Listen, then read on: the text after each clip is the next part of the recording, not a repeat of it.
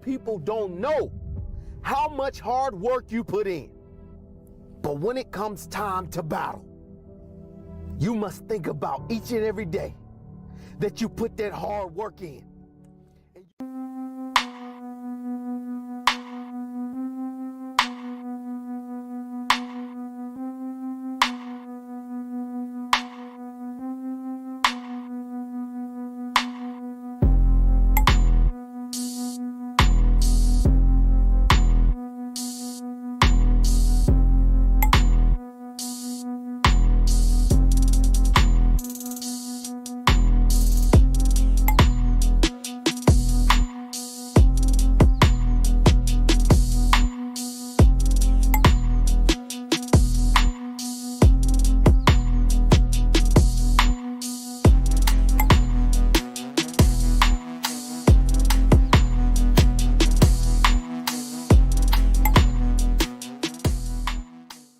What happened? Why don't you play anymore?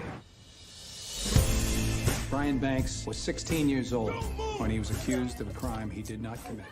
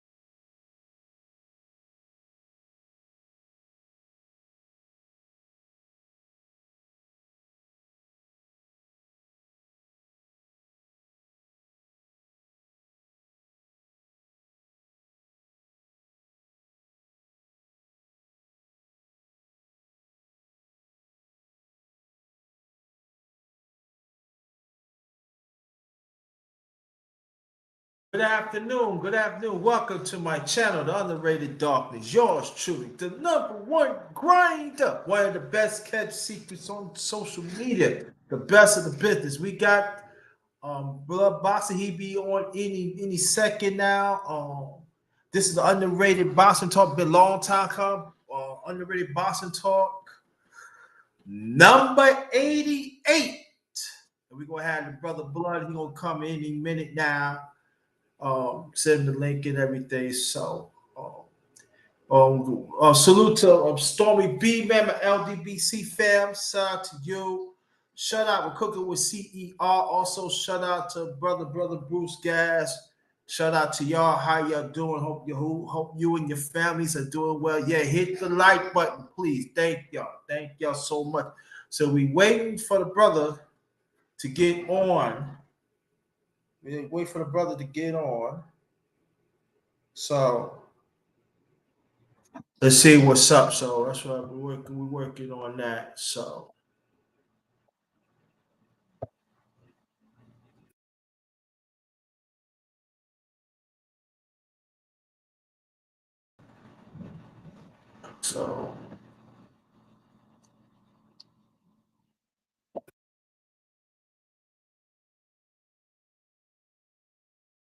we wait for the brother to get on. I hope everybody's doing all right. We're gonna talk about the fights. We'll talk about the fights and probably the upcoming fights is happening and stuff. So wait for the brother to get on. So thank y'all so much to come through. Share this out. Very much appreciated. So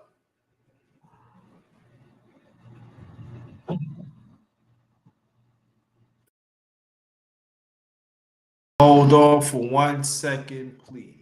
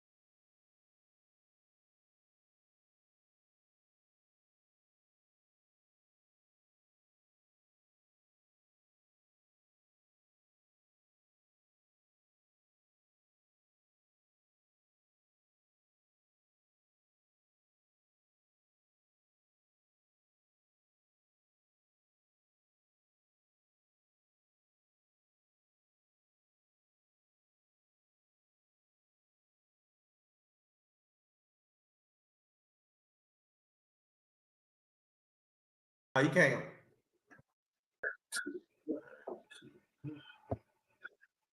There he is. Finally got you. Sorry about that. Hey, what's going on, man? How you doing, brother? Good. Thank you. Thanks for being here. Thank you. Finally got you. First time here. Yes, sir, man. Yes, sir. Many more to come. Many more to come. That's right. So thanks for coming. We're gonna talk about the fight, and then we're gonna talk about other fights, and also you can ask me anything about boxing if you want to and stuff. It's a special, so you know. So you ask away and stuff. Yes, you go ahead, brother. Oh, okay. So we're talking about what, Earl Spence versus Yeah, we was talking about that for you. Okay. Well, we have a big fight coming up this week. We had two big fights this week. We had NOA versus Fulton. Right. That was a big fight. And now Yeah. we have another big fight coming up between Terrence Crawford and Earl Spence, a fight that we've been waiting on for quite some time. Everybody's amped up about this fight. You know, I've thought a lot about this fight. We've been waiting for years for this fight to happen. Yeah. And telling you right now, I've looked at it several times. I broke down the styles, and for the most part, I've always favored Terrence Crawford to win this fight. I'm still favoring Terrence Crawford to win the fight, but I don't think it's far-fetched that Errol Spence could win the fight. Terrence Crawford, both of these guys are more than one-dimensional, because people like to say that Errol Spence is one-dimensional, and I disagree with that. But Right. Terrence Crawford, we all know that he's a switch hitter. And what I would like to see Terrence Crawford do to win this fight is to move away from Errol Spence's power hand. Errol Spence is the southpaw.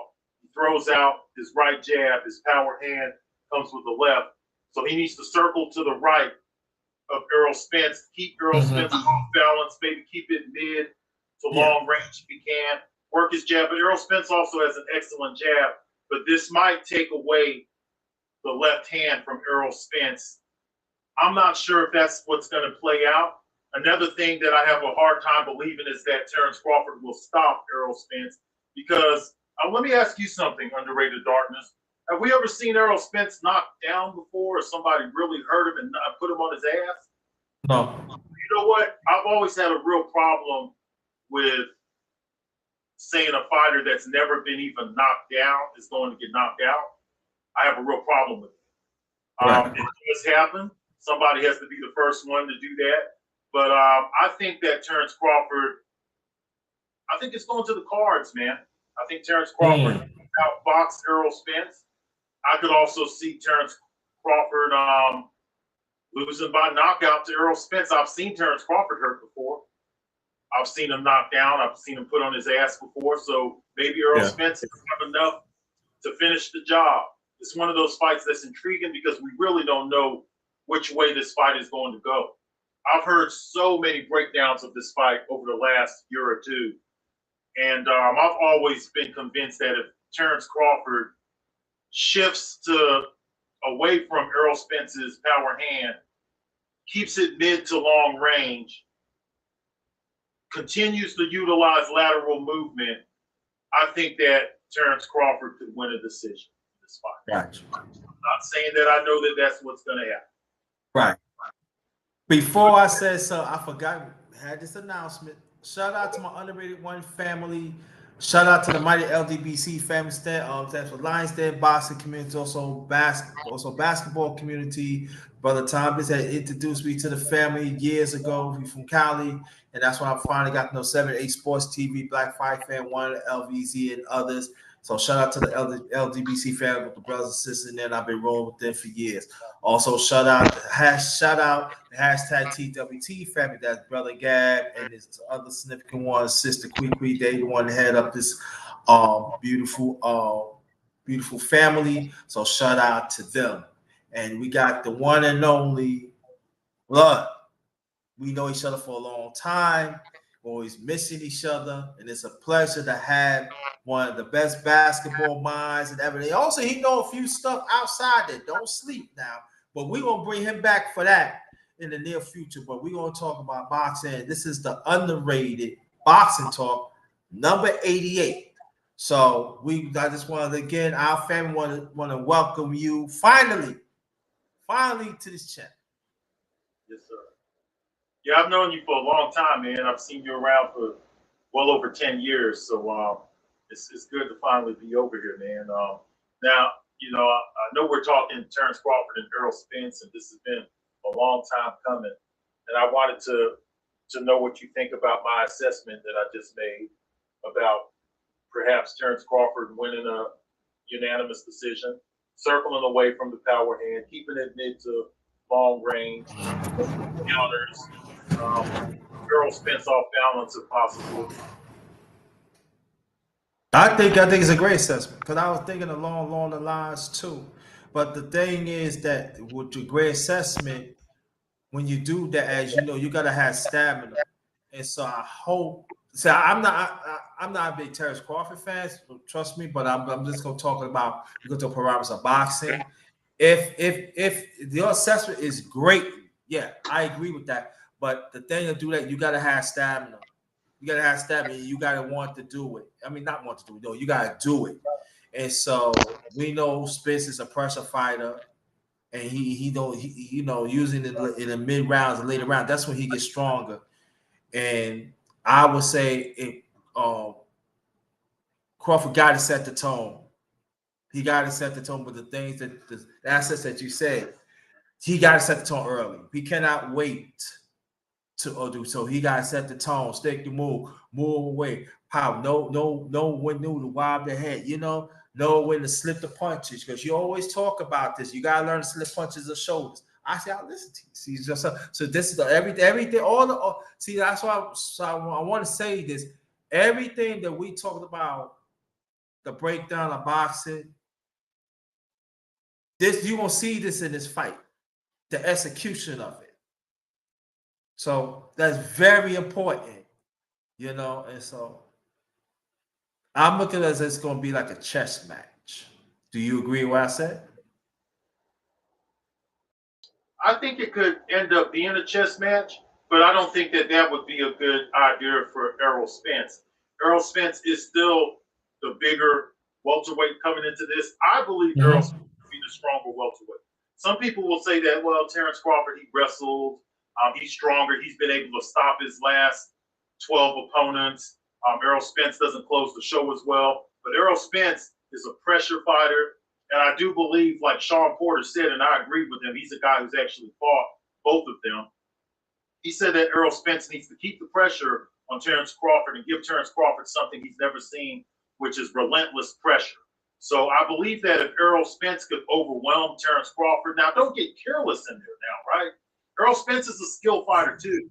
He could do the counter punch. He could work off the jab. Some people have even said that Errol Spence has the better jab than Terrence Crawford. I've heard people say that. That remains to be seen. But I do believe that he has to put some pressure on Terrence Crawford. Go to the body as much as he can. That's another thing we haven't really seen too many people do. We saw the what's his guy, the Mean Machine guy. He did that a little bit, but he's not Errol Spence though. Errol Spence needs to place that relentless pressure on him. Go to the cage, keep it mid-range to even close range at times. Maybe Terrence Crawford doesn't have the footwork and the lateral movement to deal with Errol Spence, who cuts the ring off very well. These are questions that are going to be answered during the fight. So there are things that Errol Spence could do to win this fight. If anybody's going to get a knockout in this fight, I believe it's going to be Errol Spence. I've never seen anybody really hurt Errol. I've seen Errol Spence hurt before, but not really badly. I've never seen him put on his ass before. I've seen Terrence before. So if anybody can get a knockout, it will probably be Errol Spence. But he's going to have to put relentless pressure on Terrence Crawford, go to the cage, try to get him in the booth sometimes, man. Like I said, man, it's one of those fights. It's hard to call. It could go either way, man. It's that's true. As far as I'm concerned. That's true. Because I've said Spence because of his because of the pressure, and I did say that Spence catch him. That I think it's going to be like in the later rounds, but there remains to be seen. So I'm going for Spence and stuff like that. Let me ask you that. I want to ask you a question that I seen in the news that Anthony Ruiz had turned down the fight against Bronx Bomber. What do you think about that? Andy Ruiz and Luis, yes.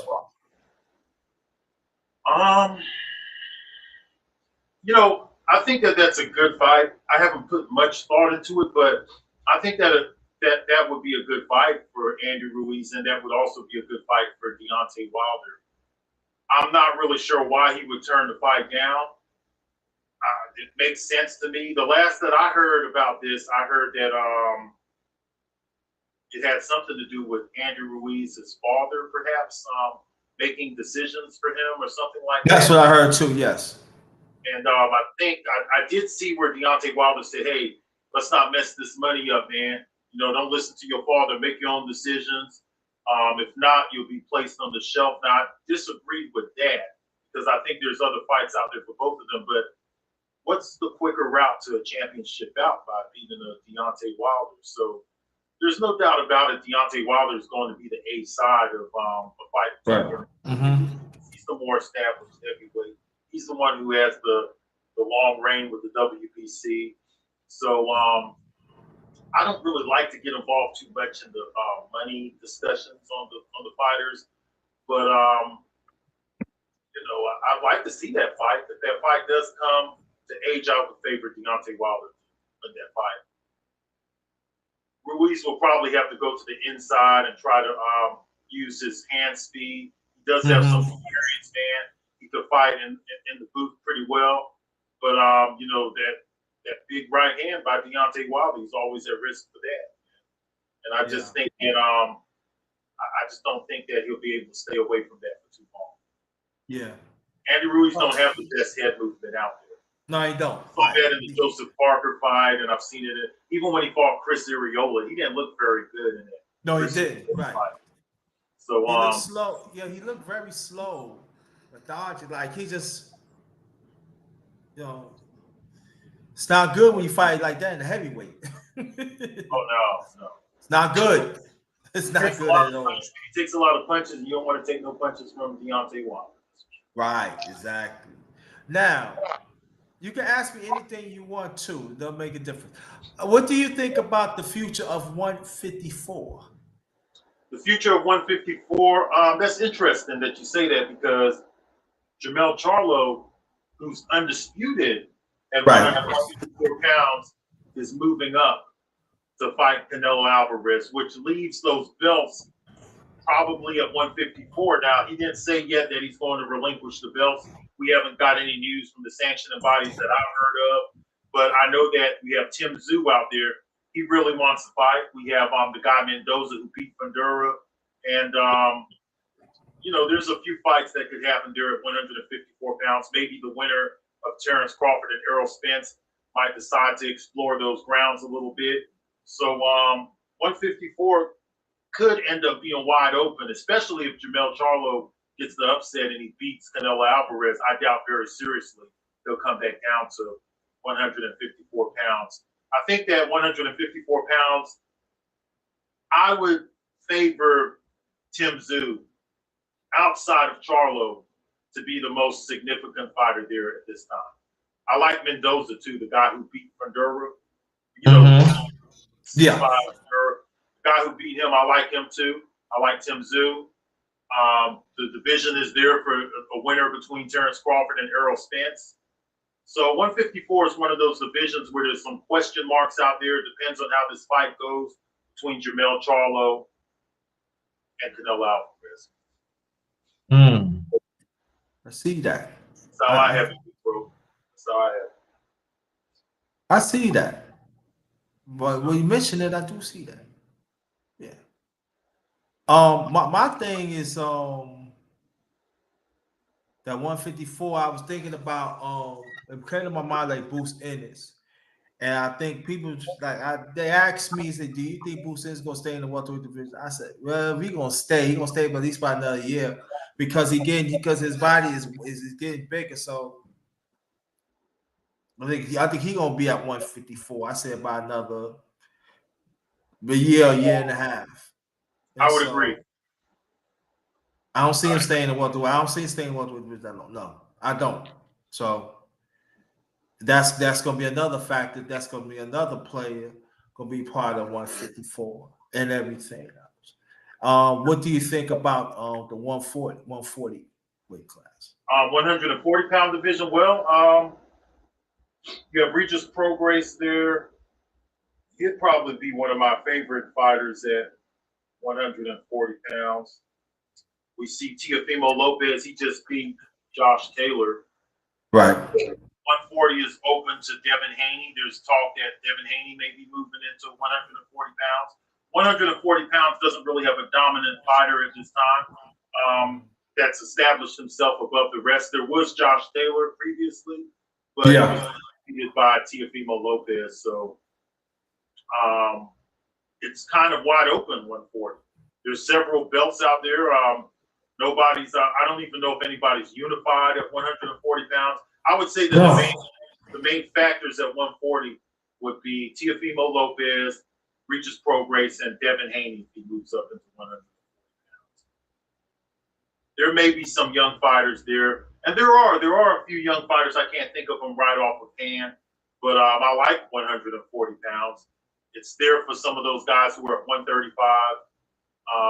Teofimo Lopez, he did something recently where he retired. That lasted for about 3 or 4 weeks or something. He came back.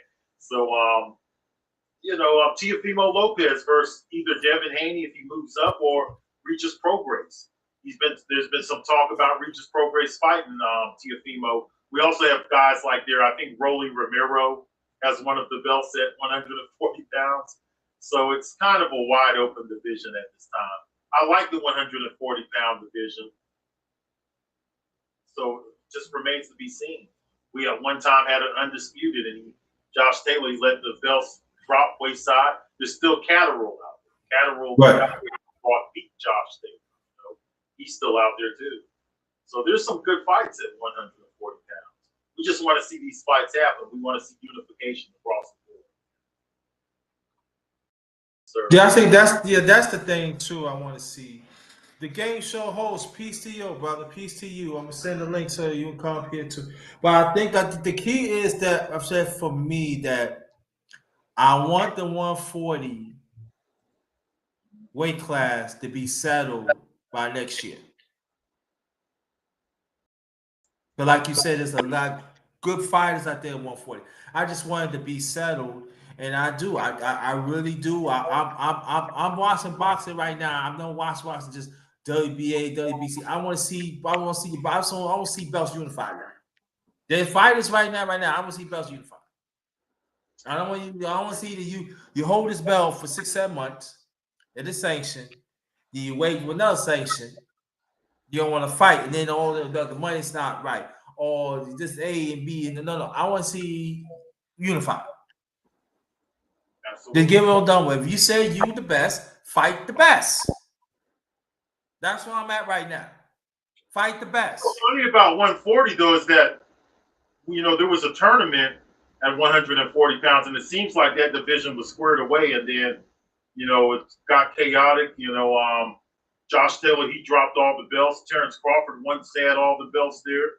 So it's just one of those divisions. It seems like a milestone division sometimes that people pass through to go to welterweight, things like that. So, Gary Antoine Russell is there.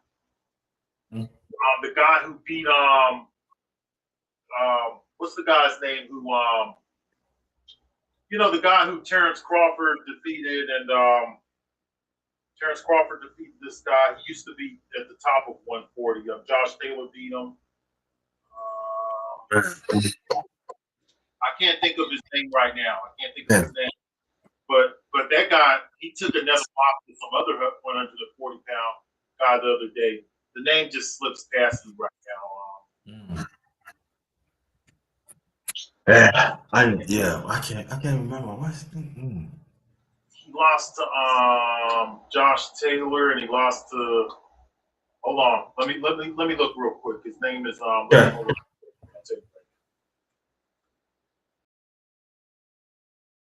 because there's another guy who just beat this dude. And why can't I remember this guy's name? I have so many boxing names between boxing history and current boxing.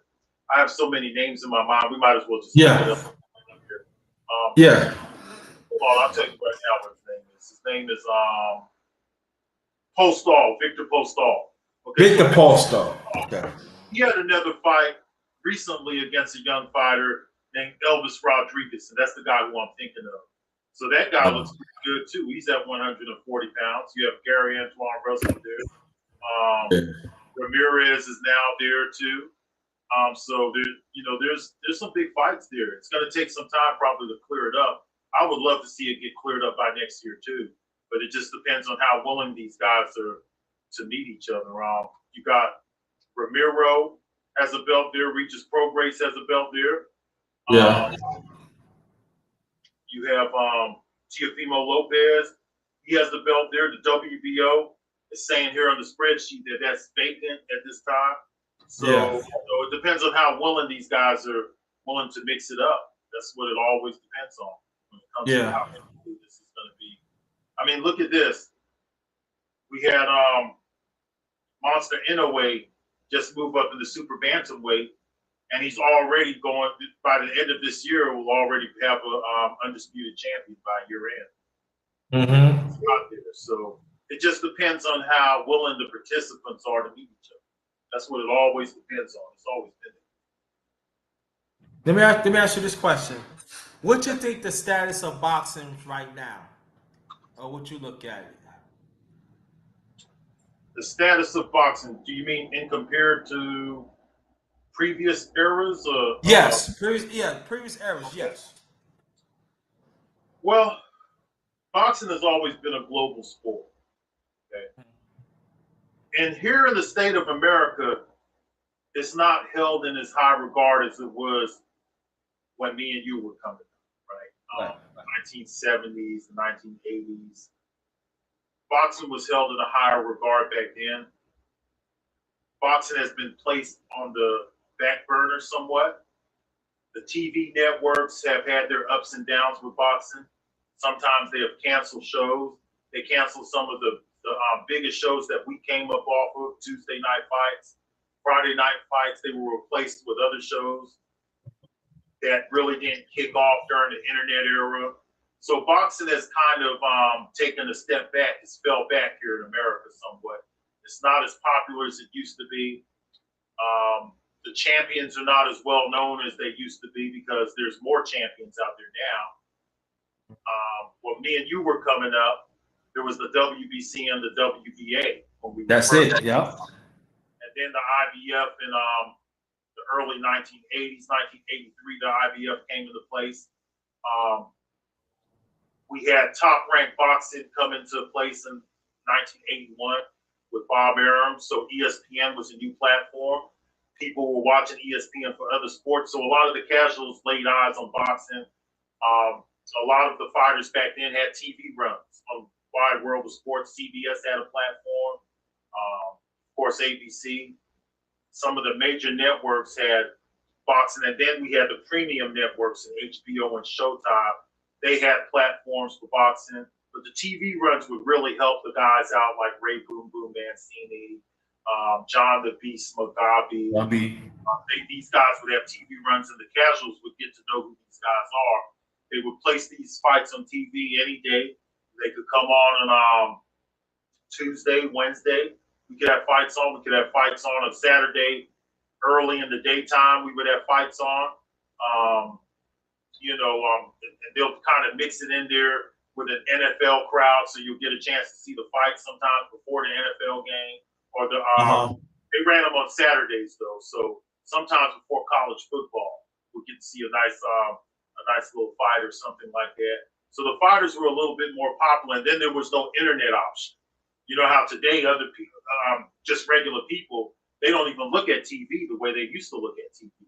TV was number one in the house at one time for entertainment. That was the number one source of entertainment. It ain't that case anymore. So boxing has taken a step back. It's not as popular as it used to be here in the country, here in our country of America. Not as popular as it used to be, man. It's the state of boxing. I think like this. I think that boxing will never die. It's just that boxing needs to be. It needs kind of like some Viagra. It needs some Viagra. There needs to be some changes made for maybe shorten up on some of these belts. You know, all of the people know what the problems are. Even the fighters themselves say these things that, hey, there's way too many belts out there. Some of your favorite fighters say this. I've heard guys like Tank Davis say this. There's too many belts out there. They don't carry as much the value that they used to carry. Once ago, too, if a fighter wasn't like really, if they were not taking fights, they would blow their spot. They would blow their spot, their chance for exposure. Because back in the day, you had to get a TV spot whenever you could. Today, these guys could go to social media, go to Twitter, and kind of do a little bit of self-promotion. They didn't have that option back then. And even with that option available, they're still not as popular as the Sugar Ray Leonards and the Mike Tysons and some of the guys who really stood out. There's also great fighters in the 80s that weren't as popular. Like Virgil Hill, he had a long light heavyweight run, and nobody really knew who the hell Virgil Hill was. You know what I'm saying? It depends on if he was picked up by the premium network or not, because it was mostly the hardcore fans who looked at Tuesday night fights and things like that. A lot of the casuals didn't watch Tuesday night fights. Yeah. Yeah. I don't think it's as popular as it used to be. To sum it up, I know I said it earlier. No, it's all right. I think I think for me, people also ask me, say, what do you think is like that? I said that the fundamentals is not here what it was. When you watch a fight, you see the skill set. And when you see the skill set, what I'm saying, you see the skill set, you see the fundamentals of offense and defense. You see the art of it. You see how like I said, if you remember how they roll with the punches, how their footwork is impeccable, how do they move lateral, how they fight from their back foot and stuff like you see all of that. And for me throughout the years watching, it's like little by little going, it's all about skill now. It's about athletic and stuff. It's not about fundamentals and stuff. It's not about break down which punch, how do you throw a punch, how you throw a body punch, how you set a person, how you set traps of offense and defense. You know, it's always like this. There's strategic how to go, but the science of it, like you always say. I miss seeing that. Well, the science of it. See, here's the issue here. A lot of the great teachers, the Georgie Bentons, the Eddie Futches, the Manuel Stewarts, the Angelo Dundees, whether people would like to say maybe he was more of a motivator, but he was also Bill Griffin, Archie Moore, all of these guys, right? So there's not a lot of those type of trainers out there anymore who actually really indulge in the science of the sport, who take a deep dive into the science. And now fighters are going to nutritionists, strength and condition training, and things of that nature. So they're not really learning the fundamentals from the old school teachers. Some of the old school techniques, just basic stuff like just fighting out of the high guard and parrying punches and setting traps, setting up for check left hooks, baiting opponents and things like that. Those are the kind of things that the old school trainers taught, like Archie Moore, the guys who utilized those fundamentals when they were fighting. There was always a few fighters out there who kind of they exceeded the fundamentals, like a Roy Jones. He's out there training now, right? And this is a guy that never really had to utilize the fundamentals because he was a superpower of some sort. Yeah. So a lot of these fighters now, they'll stand out more in athletic ability and things like that, to where they don't even really utilize the fundamentals. Some fighters don't even utilize the jab no more. They don't fight off the jab the way they used to fight. Some fighters have abandoned going to the body. There were certain fighters back in the day who didn't utilize the jab all the time. There were some fighters that didn't go to the body as much as they should. But those were usually fighters who were so gifted elsewhere, like Ali. Ali didn't go to the body hardly ever. He didn't listen to Archie Moore. When he had Archie, when Archie Moore was training Ali, he didn't want to listen to Archie. Right. So, he was one of those kind of guys who had supernatural abilities elsewhere, athletic, a lot of athleticism and things like that. Roy Jones leading with a hook, and he's fighting more so out of the orthodox, yet he's leading with a right hook and things like that.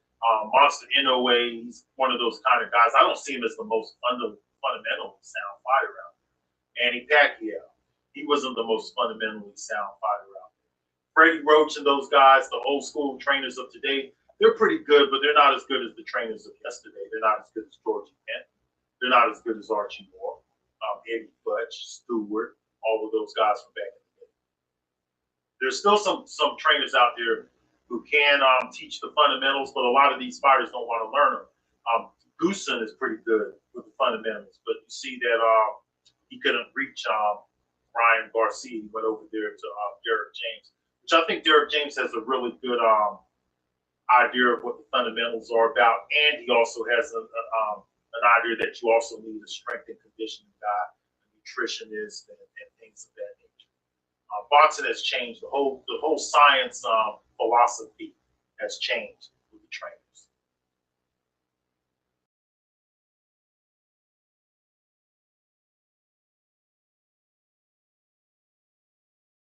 Still there, bro? Y'all still here? I'm still here. But you know, I remember I was watching some fights earlier on YouTube, and I was watching Michael Dokes. Oh man, yes, Michael Dokes, man, yes sir. That Michael, yeah. And it was so funny. They always say that he got an excellent left hook. He excellent body puncher. But very subtly, they never talk about his right. Very subtly. He had dynamite. They call him Dynamite Dokes. He had dynamite in both hands. Yeah. What Dokes was really known for was his quick hands. Yeah. Dokes had very fast hands, especially in the booth. He could fight in mid range to close range, real short punches, choppy punches, real lightning fast combinations. This is before the drugs, right? I mean, I think the drugs was always kind of there, but it comes a time where the drugs will take its toll on a person. You know, I think he could have did much better against Jared Coetzee, you know, because he did lose Coetzee. But Michael Dokes, man, he had his time. He did his thing against Mike Hercules Weaver. He actually in their first fight he knocked out Hercules. Knocked out, yeah. They're real fast. He was just one of those guys who couldn't stay focused, man. If he had stayed focused a little bit longer, I think he would have lasted much longer if he would have just stayed off the drugs. But I gotta say, man, I really I have a real love for Mike Hercules Weaver. Even when he was coming back and trying to get back into himself, and you know, he was fighting guys like Evander Holyfield. He made a good push, man, but he fell right back into the streets. Yeah. And that's sad though, because he had a promising career though. I mean, he had it all, you know. I was very sad when they had the best 10 knockouts. I'm like, it was like, it was like I was watching. I was like, yeah, what could have been? Because he had it all, you know. But them drugs get you. Well, the drugs, they got a lot of the fighters of the 1980s, man. Yeah. A lot of the fighters of the 1980s, you know, they got involved in cocaine. That was a popular thing. Even Sugar Ray Leonard, man, I couldn't even believe that when I finally heard that Sugar Ray Leonard had he was using cocaine also. But that hurt a lot of fighters, man, from that era, man, the cocaine era of boxing. A lot of the heavyweights by that Big John Tate. So many of those guys, man, were involved in the street. Mitch Blood Green.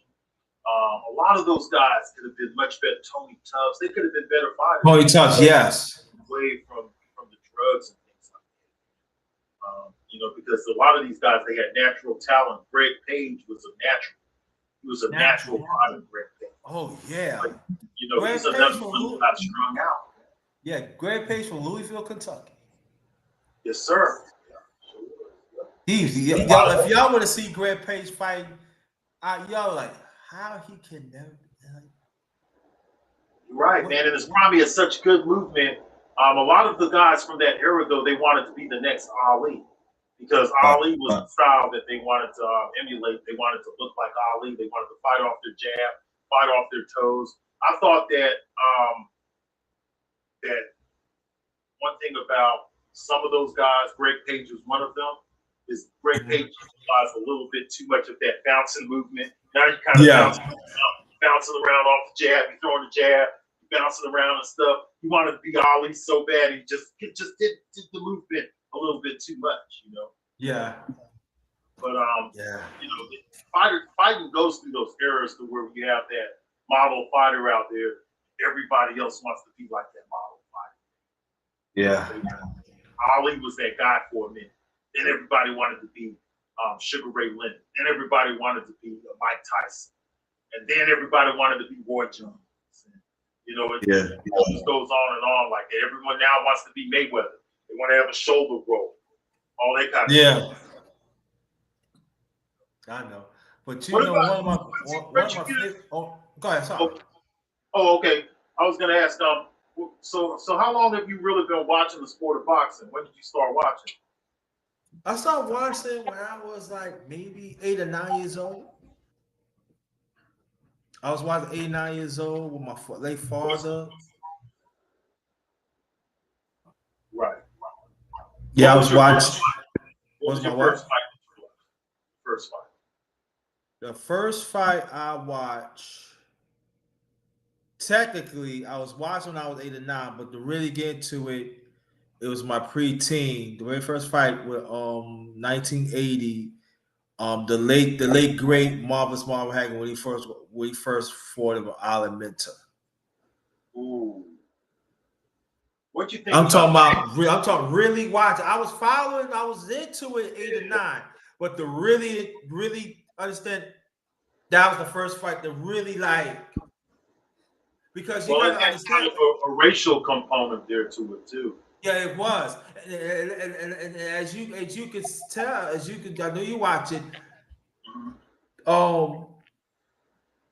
The Marvelous one, he got jerked a year before that. Yes, he did by Vito Antuofermo. Right, he got jerked before that in '79. Because I remember, because my late younger brother, he was born that year. He got jerked, so he said, from now on, I gotta win. I can't depend on the referee. I gotta win with these, and that's what happened. He won with these, sir, and he did. And it was a race overtone, as you know, those bottles, and it was sad that part. You know, and to this day, I'm still angry with that, because I know it was racial in boxing. You can see that, but to really like being fair square, and it's like, and so now we talking about almost about 45, 40, but I said about maybe 43 years, 44 years, and we still go through this right now. So, but at that time, and I think at that time, the late great Marvelous Marvin Hagler, he never got over that, because he didn't really to enjoy the victory. He didn't really. I mean, he never really enjoyed it, y'all. He had bottled. You know, it was people was getting hit by bottles. Even the team was getting hit by bottles. It's true. He didn't really enjoy it. So that was sad to see. It is. It was. You know, what about and then right after that, you had Jerry Cooney versus Larry Holmes within a year. Which had a lot of you know, that was kind of race-based fight too, Jerry Cooney versus Larry Holmes. And for me, born and raised in New York, Jerry Cooney is from Long Island, and I'm just talking about that part about it. You know, it was white against black out there. It was you cut through a night. It was like that. Then we got to throw the NYPD with it too. They play a big factor. They play Fuji Cooney, the Irish and stuff like that. It was terrible. It was terrible at that time, y'all. New York was the heat. It was heat all over. Boxing, it was. You know, well, New York is one of the master boxing states, man. That's one of the main boxing states right there. New York, got Philly, got West Coast, California. I would definitely give Texas some props, because they had a lot of the old Southern fighters came from out of that region, Georgia. But you know what, man, coming from New York, man, you got to tell me something. What was it like when you first of all, what part of New York? I'm originally from Brooklyn, New York. Okay, now I really have a question. What was it like when you first saw Mike Tyson coming from out? When I first seen Mike Tyson? Yeah. Do you remember when you first was aware of who Mike Tyson?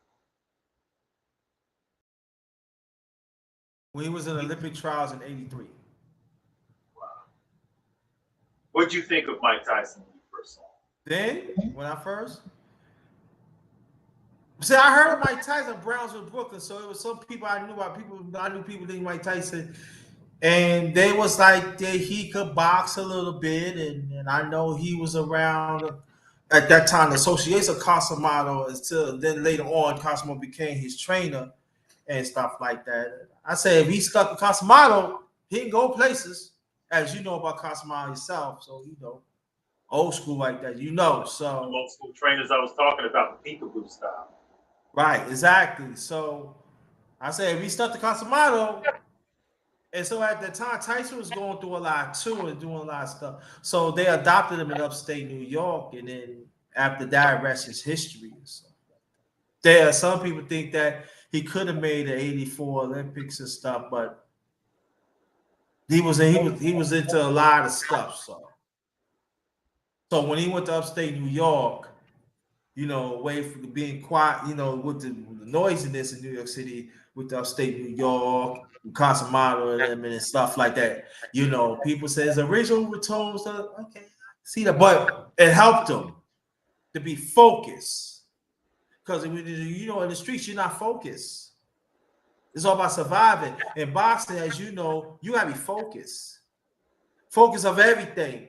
And then so you know, he Tyson, you know, he went to Casamado, you know, and he just turned Tyson as just this, you know, just turned into a fighter, like something that never seen. A person could punch and has has speed, could drop you, you know, hit you with certain combinations. Now a lot of people, you know, but you understand what I'm saying. You know, when a trainer has had certain ways to develop a certain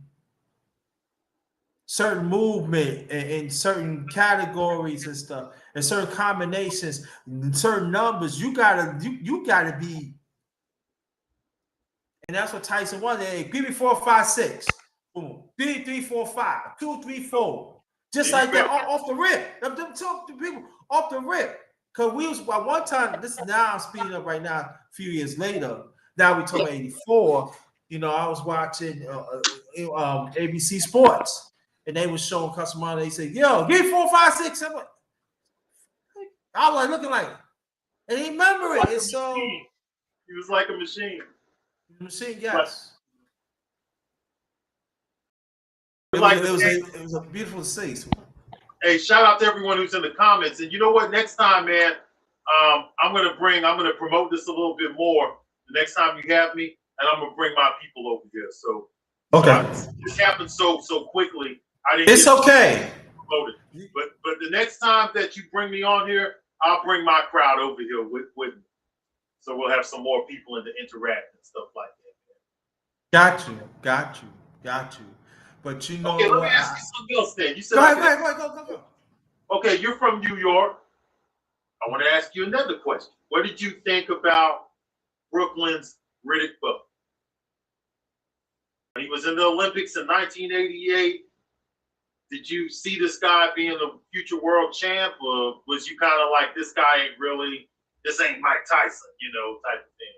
He's not Mike Tyson, but I see him as a world champion. But I think the thing will question me: did he took it serious?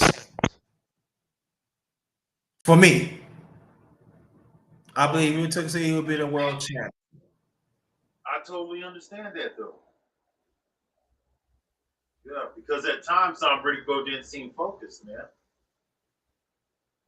He just he would kind of go up and down in his weight. You know, drugs wasn't his problem. The buffet seemed to be his problem. He liked to eat a lot. You took words right out of my mouth. Everywhere you see, he eats.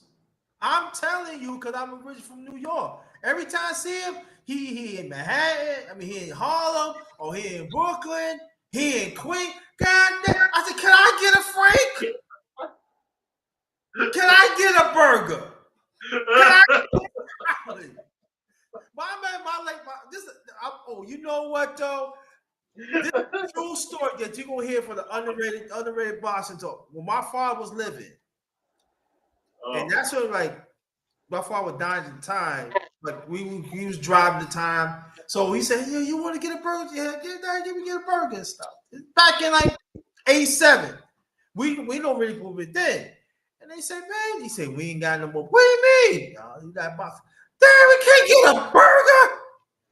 My son want a burger. I can't. So what that mean? I gotta go to White Castle. I don't want a White Castle. I want a burger. True story.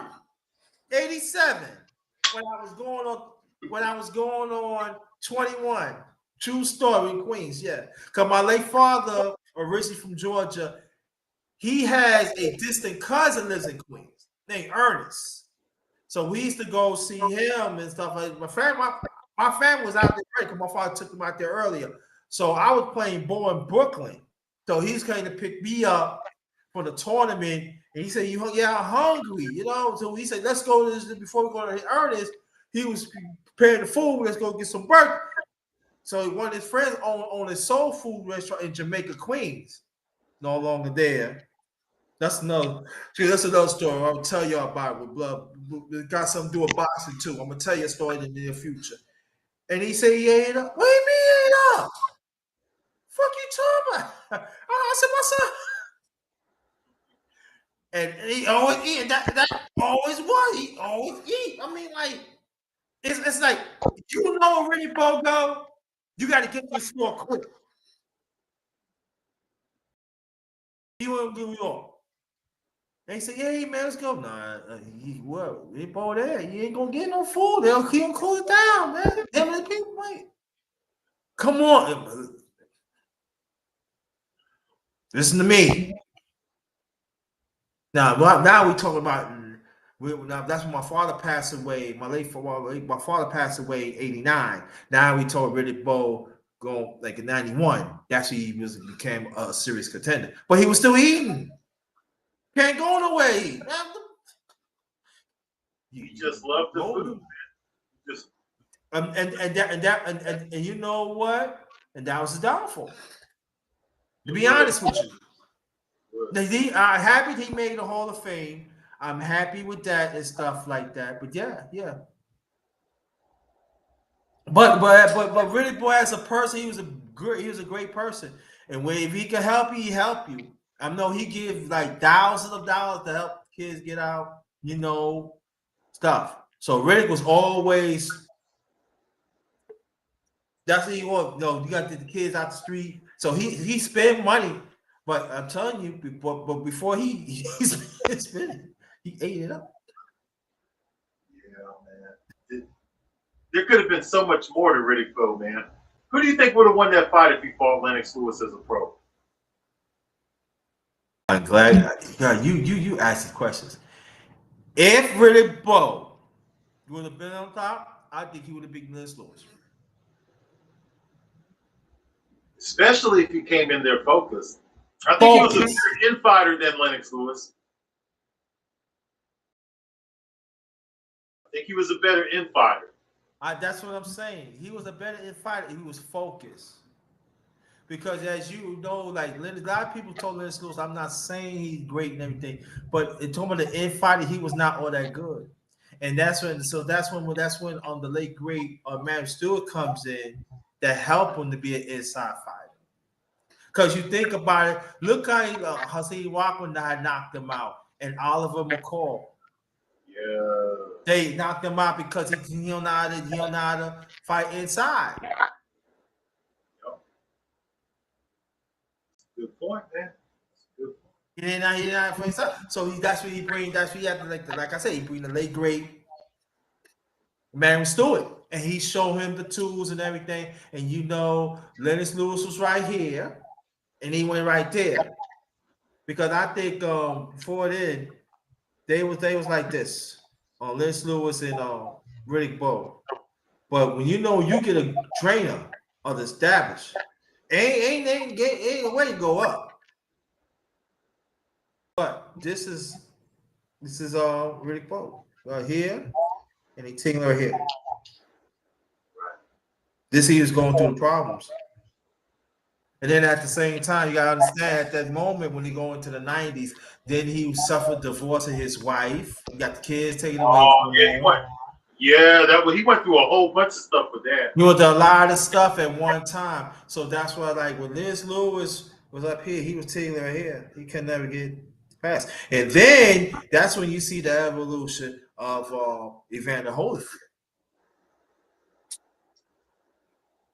And so, Yep. yeah, and Evander Holyfield and He Riddick fought one hell Bowe. of a fight in that first fight with Holyfield, though. And then he's the only guy who really stopped Holyfield the way that he stopped Holyfield in that third fight. Yeah, I know. So if you think about it, that when Lennox Lewis fight Holyfield, it wasn't all that, that people think it was. But really both stopped Evander. True. So if you think about, I can go back to my point again, he would have been really, think about it, if he really would have been really focused, brother, we would not, we would talk about maybe Riddick Bowe right here. And maybe Lennox Lewis and Holyfield right here. What could have been? And for me, and from a New Yorker point, that's sad because he had the talent. He did. He had the talent. He had it because he could. Whenever see, I'm glad that you're here because I talk to people all the time, and I hear you throughout the years. That's what I let people know outside. We know each other for 10 years, and this is the thing that people fail to understand, and you always bring it up. And I'm glad that you're here because you're gonna echo what I'm saying. If you do not know how to fight inside, you is going to lose. You gotta add that extra opponent a fight inside because how about they take the outside away from you? What you going to do then? You gotta learn to fight out inside, and that's very important. But you gotta learn is the way how you do it. And I feel that of that part, Riddick Bowe got it down packed. But the thing about it, he wasn't focused. If he would have been focused.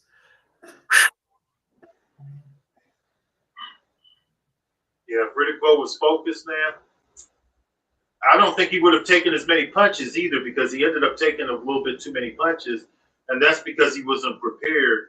Right. He had good head movement, but he just he didn't come in good enough shape to really utilize his potential to the fullest. And he can hit with both hands too. He can knock out when he punch. Yeah. Sure. And that's another sad thing. I just shake my head and say, if you would just lose that weight, be focused, man. I mean, like that heavyweight division would have been really his, and then the picture him and Tyson would have fought. If Tyson would have been in top form, picture if Tyson would have been in top form and Riddick Bowe. Obviously, I'm being biased. Two New York fighters fighting for the pinnacle. How do you think that would have split in Brooklyn, though? How would that win in Brooklyn? What would have been the narrative in Brooklyn behind it? That'd been a civil war. Because it would have been a split. Yeah. A lot of people like Riddick, and a lot of people like Tyson. See, for me, it would have been like, I mean, whoever wins, that's it. It doesn't make a difference to me. They both from Brooklyn, and the from New York. Whoever wins is like that. So that's true. Yeah. And at that time, Tyson was going through a lot himself. He was locked up. He was in the Nation of Islam. That didn't work. And then he was into a lot of things that didn't work either. So he was in the transition. And so I believe that Holyfield was there at the right place at the right time. Not taking away of his talent. I'm not taking away from his talent. The warrior himself. Oh, yeah. But what could have been Riddick Bowe what could have been Mike Tyson if y'all would have been the top four. And then we never gonna find out because past. That's true. Holyfield No. was more disciplined than those guys. Yeah. More disciplined fighter. But I think that both of carry those guys, right. They were naturally, I think, more talented than Holyfield, but Holyfield was just more disciplined. He was just more focused, and then you got another trainer. He got the late great Lou Duval. That helps a lot too. Like we talking about the trainers. But I put Duval like in the top 10, top 5. But he was in the top 10 within top 20. But also people understand too, Holyfield was an undisputed cruiserweight. So he know the wars and stuff going to the heavyweight. So when he fought Buster Douglas was not motivated no more.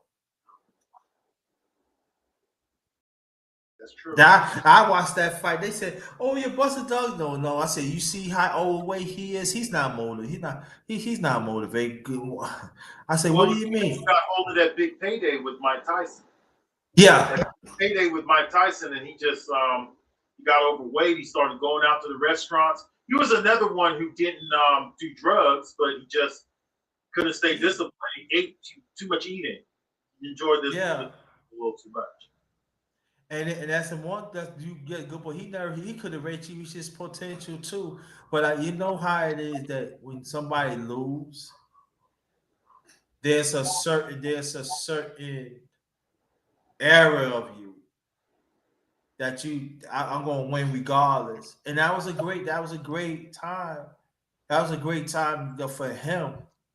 But after he got over that the money, like you said, that's a great point. The money, and he started eating. He said, "I already did what I have to do." But what he failed to understand is you didn't have this no more. When this is gone, you're not a fighter no more. Sure. When you lose this and this, you're not a fighter no more. He wasn't a fighter no more. So he came in, plays Holyfield. I didn't watch it. I'll never forget. I was with one of my homies' house in Brooklyn, New York. I said, "I'm not watching this fight. Why? It's gonna be easy." I said, "Just look at him." We knew it as soon as we saw that weigh-in. As soon as we saw that weigh-in, it was pretty obvious that he was in focus. Yes, right. I've seen that. I said, "You know he gonna lose, right? Man, he gonna lose." That's another one that that what could have been, and you can throw Buster Douglas in. What could have been if he would have got it? He would have fought on one of the on Riddick Bowe or Lennox Lewis, or he would have fought Holyfield again. What'd you think the other day of that Monster Inoue fight?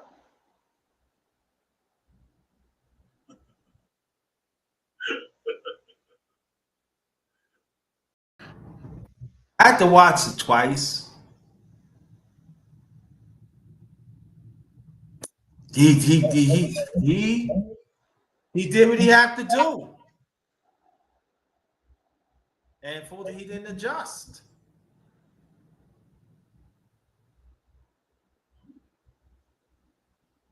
Do you think that this Monster Inoue guy is the goods, or do you think he's overrated? I don't think he's overrated. I think the better man. I think the better man. I think the better man won. Now, do I think he could be beaten? Yes, but he didn't did enough to win. I mean, where's the adjustments at? That's what I'm talking about. Of fundamentals. Part of fundamentals of boxing, you got to make certain adjustments. You got to make him fight your fight now. And that's why I like some of these fights I don't watch no more, because y'all don't like to make adjustments. That's part of fundamentals. Make adjustments.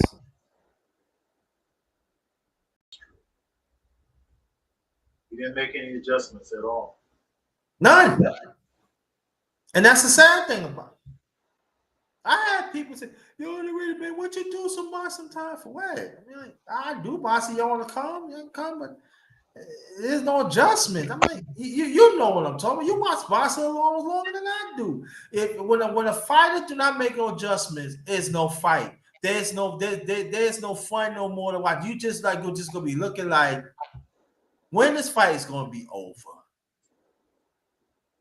When the ref's gonna count the scores. And that's not the way you should watch a match. Watch a match with oh my God, look at this. Do you see? Oh, I like that's what I want to anticipate it. Hear what the trainer say. It's the trainer is right what he's saying. Oh, you gonna count it? No, I don't think he's. There's no adjustment. And then you got some. They fight right now. They scared to lose. As you already know, my brother, a lot of boxers of the Hall of Fame have more than 1 or 2 losses. Oh yeah, absolutely. And they became great. They became greater. That's a fact. It's a fact. You're scared to take an L? It's gonna make you better. You get better, it's gonna make you better. I give you a case in point, right? Thomas Hearns is my favorite fighter. Because you know why? With Emmanuel Stewart, he always been a boxer. I never thought he had a left hand. He knocked people with left hand, body shots and everything. Then we talk about the second half career. Because I believe that I'm saying Sugar Ray Leonard had a better first half of career. But I believe but they was right to close together. But I give it to that first part slightly to Sugar Ray Leonard. But definitely Hearns had a better second half career than Sugar Ray Leonard. There's no doubt about it. Yep. Yeah, he could like very belts. I never thought he knocked this guy cold out with a left hand. I left hook. I like this shit again. Well, he moved up and he beat bigger guys. You know, he beat Frank Tate. He beat a lot of those. He went all the way up to light heavyweight. He was successful up there. He beat Sugar Ray Leonard in their second fight. Even though they scored a draw, we know that he won that fight. He beat him. Yeah, he did. He did. He beat him. And also, a lot of people don't understand, he was going for the cruiserweight title, but he got hurt. So that would have been 7. If he would not got hurt, there wasn't nobody at that time cruiserweight. I mean, like, man, I like you said, he got bigger. And I'm just saying that. Beat Virgil Hill. Yeah. Sure did. He became a better fighter, man. And a lot of people like to always say that he didn't have a chin. No, he just got hit really hard by some really good fighters. That's all it was.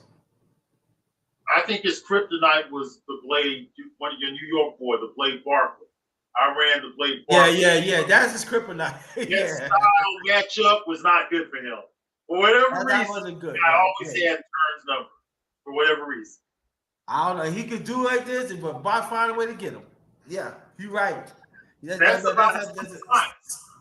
Yep, it's about the sweet science, and for some reason, Barkley was just that guy that the science didn't add up for Hearns when he ever fought Blade Barkley. Yeah. And you know what? And we go back a little bit though too. You remember the super middleweight championship when Hearns he was defending champion against Roberto Duran. Yeah. A lot of people didn't know. They expect that Duran was gonna be, and I knew Hearns was gonna beat him, but I think he gonna catch him. I think he gonna catch him 10th, 11th round. But I never thought it was going to be like that. Oh, man. No one ever did that to Durant, ever. Never.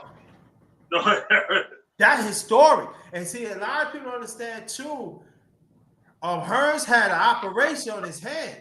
He didn't fight after, almost a year and a half before that. So to knock him out with a right hand, I'm talking, he drilled it. It's like he just dropped. I never seen Durant like that.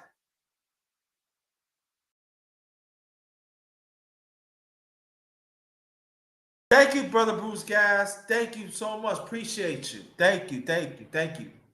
You know that is, so. Her's always been my best, one of my best fighters. You know, I said Muhammad Ali.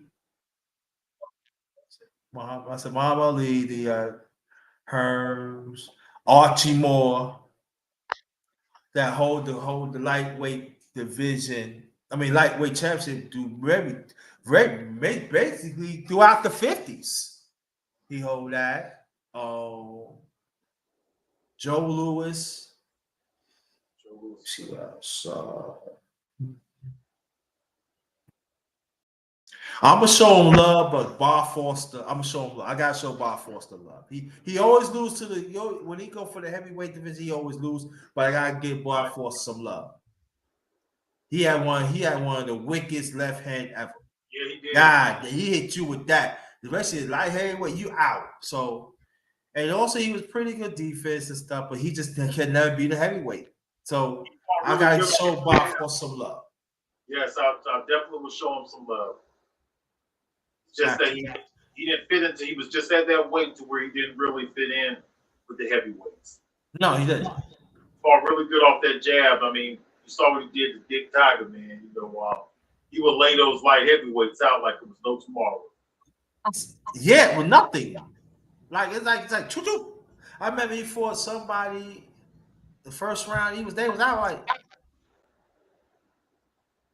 So I gotta show him some love. Let me see who else.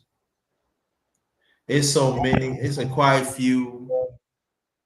People say, "What about Sugar Ray?" That I really don't care. Sugar Ray is great. He's a great one. But Roberto Duran.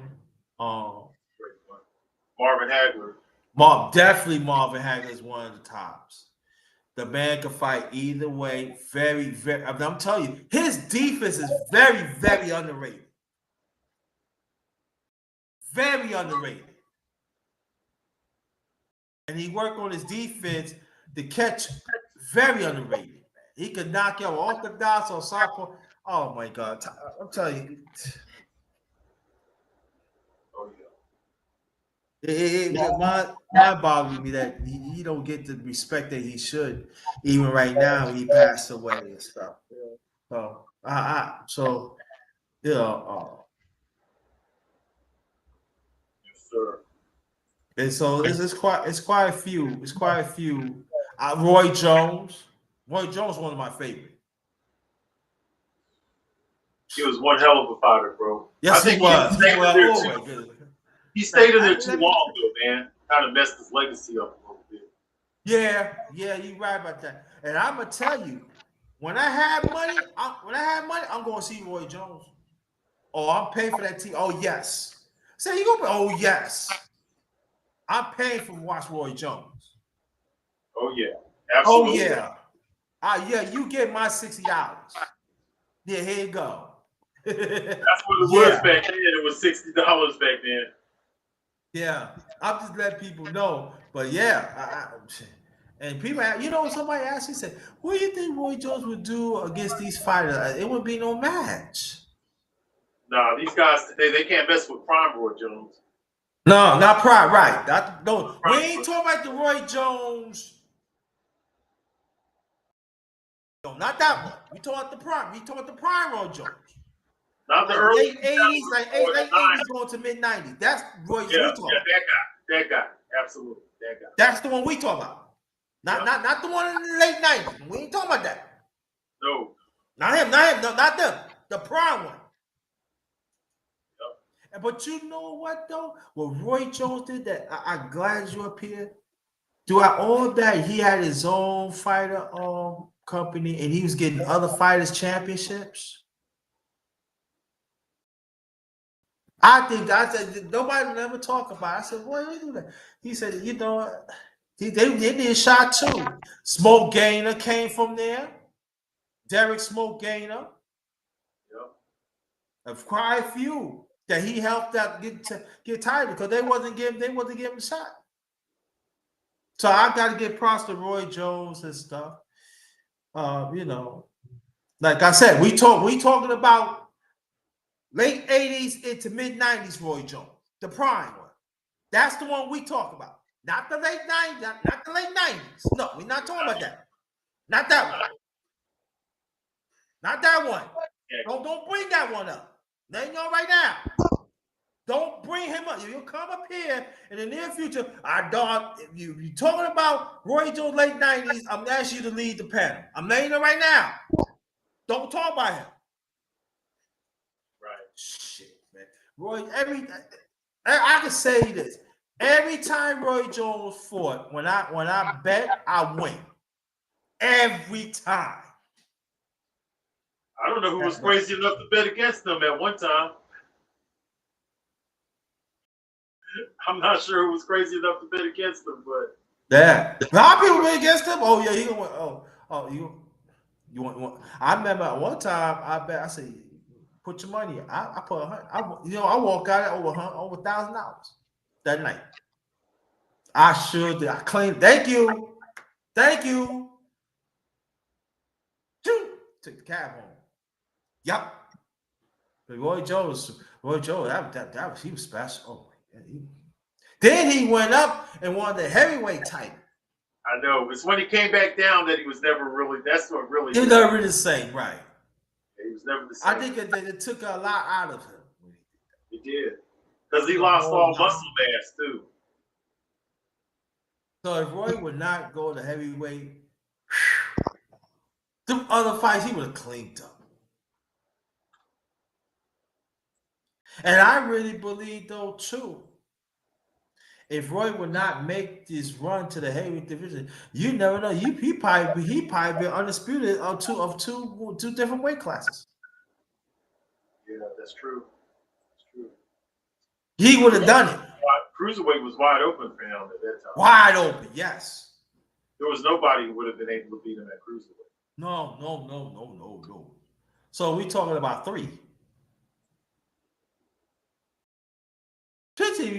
Roy Jones would have undisputed 3 different weight classes. And I retired. No, I said I'm done.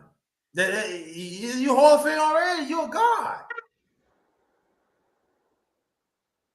It was Roy Jones, man. What you think about Antonio Tarver? What's that? What you think about Antonio Tarver? Tarver's a really good. I used to go watch Tarver, Roy Jones, Jeff Lacey, Derek Smoke, Gainer, Winky Wright. I used to go watch all of those guys fight when they used to fight in Tampa back in the early 2000s and late 90s and stuff. I like Tarver a lot, man. I like him a lot. I didn't expect him to knock out Roy Jones in that first fight, though. Yeah. Well, it was in their second fight, actually, that he knocked him out. But I didn't expect him to do that, man. That's not something I expected to see. But, hey. But Tarver never surprised me. He did take a whooping that time when he fought Bernard Hopkins. That was a bad matchup for Tarver. Yeah, it was, yeah. But other than that, Tarver's had some successful moments in his career, man. Yeah, he did. Some good moments. I like some him. good moments. My favorite Florida fighter outside of Roy Jones, probably second favorite is probably Winky Wright. Winky Wright, and then maybe Tarver after. Yeah, you know, people you keep on talking about Ricky Wright. Look at his records, but look how he never ran. I mean, he beat some fighters though. Yes, he did. He beat some fighters, but you know they look at the record. I said, but you never see him get knocked out. No, he never got knocked out. He was a defensive fighter. Yeah, he was one of those guys that was kind of more. He wasn't the most exciting fighter, but he knew how to win though. Yeah, he knew how to win, and that's the thing about. So when he got in the Hall of Fame, I was so happy because he didn't duck nobody. He didn't duck nobody and stuff. Man, there's somebody else I want to mention and stuff. What you think about when you talk about the trade? When you talk about the vice president, Bernard Hopkins. What do I think about Bernard Hopkins? Yeah. Man, I watched Bernard Hopkins when he was fighting on Tuesday night fights, when he was doing his TV runs and stuff like that. When he was defending his middleweight championship against guys like Antoine Eccles, R.I.P. Antoine Eccles. Yeah. Allen, all of those type of guys when he was fighting all those guys. John David Jackson. When he was going on his little undisputed run in the middleweight division, I watched him the whole time. He won me some money from a couple of different individuals when he fought Trinidad, because some people thought Trinidad was going to beat Hopkins because they didn't know Hopkins. That's why. Back in them days, if you wasn't a hardcore fan of watching Tuesday night fights and stuff like that, chances are you probably didn't know who Bernard Hopkins was. And a lot of people lost money because they thought Trinidad was going to win that fight. But I was trying to tell people, y'all ain't never seen this guy, Bernard Hopkins. He's not who y'all think he is. This guy is not William Joppy, right? Right. He's not William Joppy. He's a different animal. I tried to tell people that, but they didn't want to hear it. I knew he was going to beat up Trinidad, and he was going to be too big and strong for Trinidad. And then he went on for so long, he became the alien in his 40s. Kept doing things, lived a clean lifestyle, and was able to reserve his body and go longer than most fighters. I really like Bernard Hopkins a whole lot, man. I think he's just one hell of a fighter, one of the best fighters of the last 20 years. Yeah, wow. Yes. I believe I remember when I watched him when he fought Trinidad back in I think it was 2001, 2001 or something like that, around that time. Yeah, and I knew that as you know, Trinidad one of the great fights too. We gotta throw that out there too. But as we know, when we watch Trinidad, if you take Trinidad to the deep waters of the later rounds, his stamina is gone. And so when you see B Hop will start boxing them, and you talk about, that's another fighter of B Hop. He a very excellent fight from the inside. Ask De La Hoya. Ask De La Hoya. Because a lot of people don't know when he was fighting inside, when he threw it, it didn't have no effect against De La Hoya. But he threw that was a shot liver. Because when he did it was, I'm telling you, it was like he just knew I'm gonna live it. Step back. And De La Hoya couldn't recover. So but when he fought inside against when he started getting success against Trinidad in the later rounds, I knew it was a matter of time he gonna take him out. Oh yeah.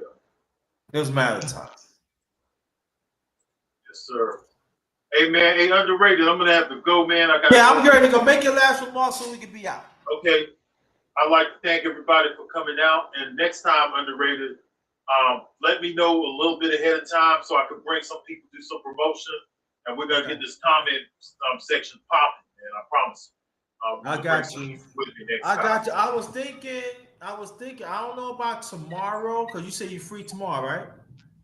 I think I got a little bit of time tomorrow, but I'm not sure. Let me text you on that one there. But definitely throughout next week, I'm more better through the weekdays. Okay, so we gonna you know what? We're gonna do it like this. Let's wait till next week. We can do the aftermath. Okay. And them other fights, then you guys need more questions. Then we could really you could do your thing and stuff like that. Bring people here. I'm gonna bring some people over here. We're gonna get this shit popping, bro. Big bro. We're gonna get it popping. I appreciate that. I got you here, and it's an honor to talk to a brother, a box guard like you. And the brother that I knew for a long time, he not just know about boxing, no, he know other stuff too now. But we're gonna talk more about that too. But I really appreciate that you took the time. Anytime, brother. Anytime. It's a blessing. Next week, we'll talk about the aftermath of the fight next week. And, we're gonna wait till next week, dude. We're gonna wait till next week. But it doesn't mean that you can come. You welcome anytime you want now. Okay. So come on over. Yes, sir. Come on over. I appreciate you, big bro. Thank you. Appreciate you. Thank you so much. All right, man. Appreciate it, my brother. Salute to you, man. Thank you. Appreciate that. Yeah. Yeah, this is the last of the underrated boxing talk. We're gonna have another one. Most of the game show, we're gonna do another one tomorrow. And most likely you on there. I try to invite you, come on in. You could have came. But it's all right. But this is the last of the underrated boxing talk, number 88. Please share this out. And thank y'all again, and again. This have been great. And let's get y'all know the fight, big fights coming up Saturday. Woo! We're gonna do the aftermath. I'll probably do an aftermath after that, but with the blood boxing, we're gonna do it next week, and then we're gonna have more people come on in, and we're gonna do it like that. And he said he want to promote better, so we could bring more people here. So we want to get it popping. Just do boxing. Salute to you too. Thank you. Don't worry about it. Underrated boxing talk is coming little by little by little. I'm gonna get some more people because he said he's gonna start coming more and stuff like that. So we're gonna get it popping. So that's 88. So the next one is 89. Stay blessed, stay blessed, stay blessed. Stay blessed. Y'all be safe out there. This one is Ghost.